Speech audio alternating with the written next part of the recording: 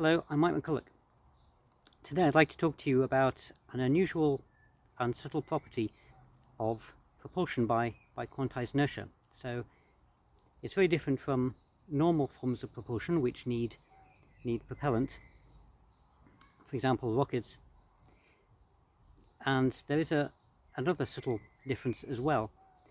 If you're on a rocket, what happens is that a chemical explosion pushes gas out one way, so that the rocket itself moves the other way, which is fine and good, but everybody on the rocket has an inertial mass, which means that their bodies do not wish to accelerate, and so they get left behind and the rocket pushes against them.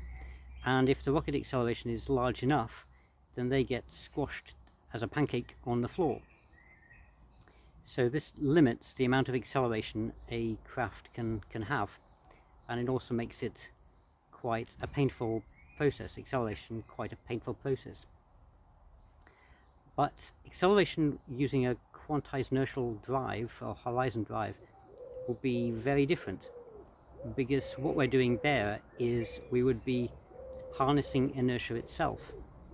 So imagine you have a spacecraft, and by quantized inertia, to make it move, what you would have to do is put some conductors in front such that they will damp Unruh waves in front of the craft and form a gradient in the Unruh field that the craft will then move down. The difference here is that everything on the craft will have the same acceleration. It'll be falling down the same, if you like, Unruh gradient, and so there'll be no whiplash. You won't get squashed against the floor, you won't be thrown about the cockpit. So it would be spaceflight with dignity. You wouldn't need a seatbelt. So this might explain, of course, why in Star Trek, when they used the impulse drive, they never had seatbelts. Although, as I recall, they did tend to flail around the cabin quite a lot in the original series.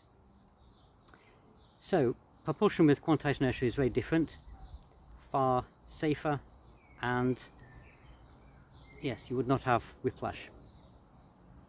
Okay, so I hope you've enjoyed this short, and I look forward to seeing you again tomorrow. Goodbye.